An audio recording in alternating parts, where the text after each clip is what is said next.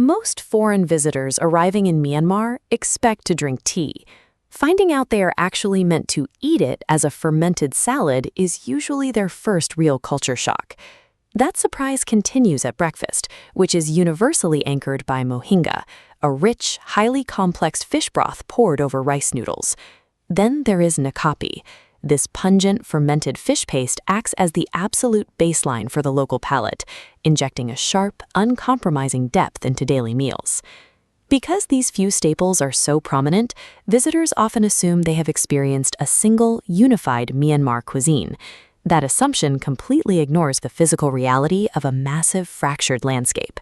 The classic spread of rice and rich curries found in the Central Plains represents only a fraction of what people here actually eat. A bowl prepared in the cold northern highlands shares zero culinary DNA with a plate served down on the western coast. Food here is a direct reflection of topography. Every local recipe maps a specific physical environment. To accurately understand the country, you have to throw out the idea of a national menu and read the geography through its local bowls. Up in the western borders of Chin State, the altitude brings sharp drops in temperature and heavy, relentless isolation. That harsh environment demands extreme preservation. The local diet relies heavily on sun-dried and smoked meats, cured over deep wood fires to ensure survival through the colder months. Shift to the northern and eastern edges in Kachin and Karen states, and the climate turns humid, blanketed by dense, overgrown forest. Here, cooks pull their ingredients directly from the canopy. Meals bypass heavy cooking oils in favor of wild foraged greens, yielding bright, earthy profiles that taste exactly like the woods they grew in. Out on these rugged borders, a recipe is a survival strategy.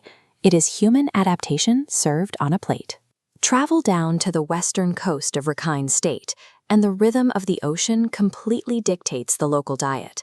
The cuisine leverages that daily coastal haul, leaning into sharp, fiery heat and intense sour notes to cut through the heavy seafood profiles.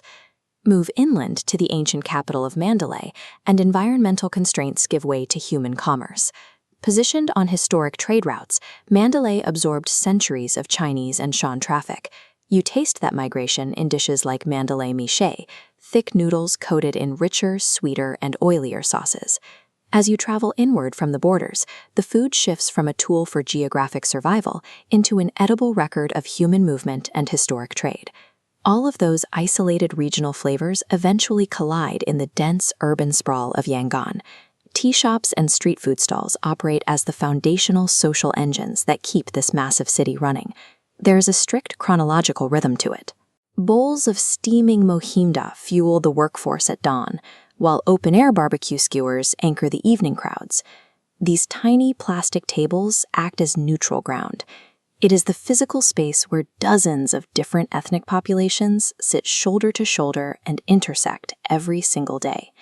The entire dynamic of the nation is captured in a single dish, lapet thok, the pickled tea leaf salad. Historically, this functioned as a ceremonial peace offering. Warring factions sealed their treaties and resolved disputes by sitting down to eat lapet together. Look at how it is traditionally served. The fermented tea leaves, crispy fried beans, roasted garlic, heavy oil, and sharp chilies are presented in completely isolated compartments. They are sharply contrasting elements. Eating it requires you to physically gleek down those borders. You take the crunchy, oily, spicy, and fresh components and force them to combine into a single cohesive bite. Myanmar operates the exact same way. It is a dense mixture of disparate climates, ancient histories, and distinct populations working in tandem. Tasting these regional dishes allows you to literally consume the physical geography and the history of the landscape. Sitting down to share that meal bridges those geographic borders, creating a genuine